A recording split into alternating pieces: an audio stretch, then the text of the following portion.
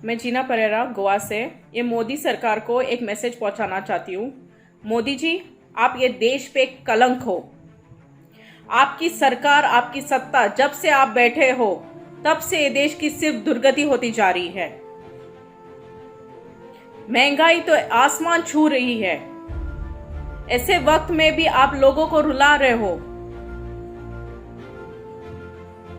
Petrol का भाव भी इतना बढ़ चुका है।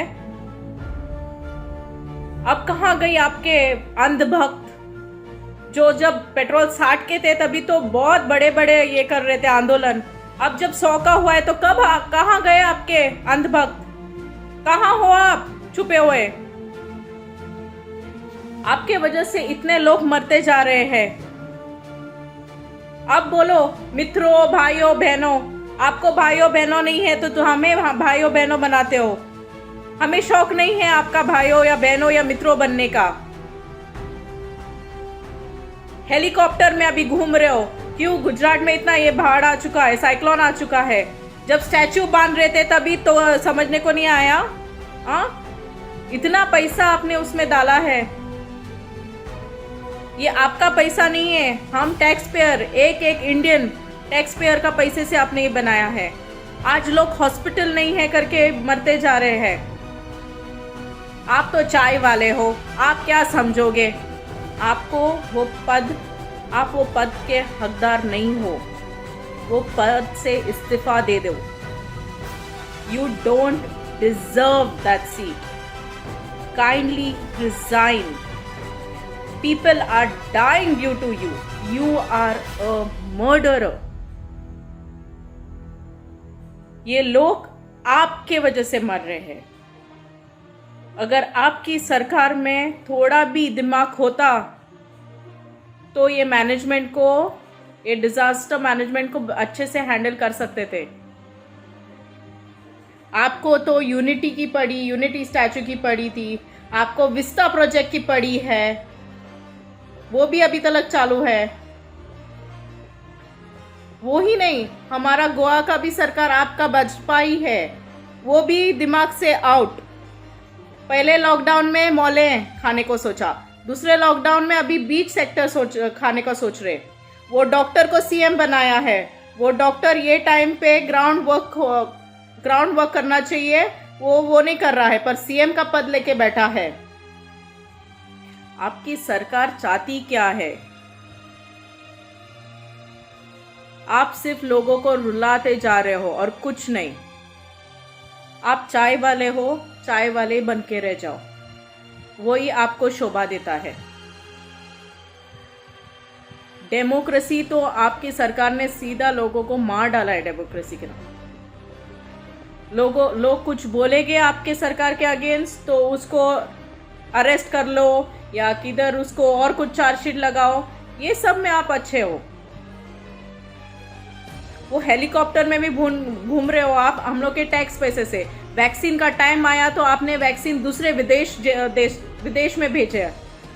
अब जब हम लोग को इतना तकलीफ हो रहा है, हमें वैक्सीन नहीं मिल रहा है, इसकी जिम्मेदारी कौन है? आप हो। आप में इतना भी दिमाग हो तो वो पद से इस्तीफा दे दो। आपको आपकी चाय की नौकरी वापस मिल जाएगी। हमारा देश सुखी हो जाएगा। If you resign, our state, our country, India will be happy. You have shown bad to worse days to the people. Demonetization, आज तक मेरे अकाउंट में एक भित्ती भर का भी 8 आना रुपया भी नहीं आया है।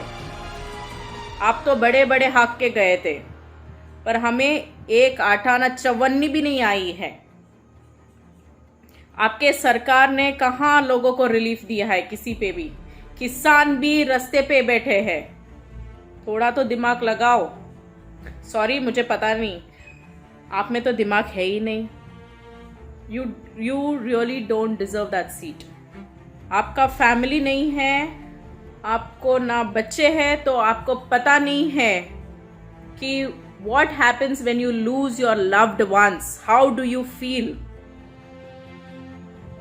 And all this BJP andhbhakts, at least now open your damn eyes, man. Can't you all see people dying around you all? Can't you all see that your own Sarkar has failed in medical infrastructure? It has spent crores and crores on nonsense projects which are not worth even saying. Modi सरकार, आप ये पद से इस्तीफा दे दो. Okay? Don't. You have already colored your hands into red in the blood. Don't do it more. एक गोवा का भी सरकार भाजपा का एक फेलियर है, failure.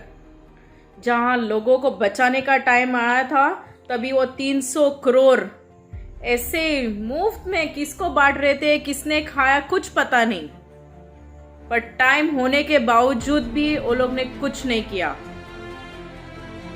The people who have died in Goa also is to be blamed to your BJP Sarkar. We had time to save these people. We could save these people. But unfortunately, you all have so much greed that you all can't see people. People's life does not matter to you all. Pandemic चल रहा था, जब second wave भी आने वाला था, तब आपकी सरकार बड़े बड़े रैलीज कर रहे थे. अब उसका जवाबदारी किसको? We are going to blame you Modi. We are going to blame you. I don't know whether others understand, but I know one thing. You are a chai wala and you are better off there. Okay, because you cannot handle the state. I feel ashamed to tell you, the PM of this country. You don't deserve it.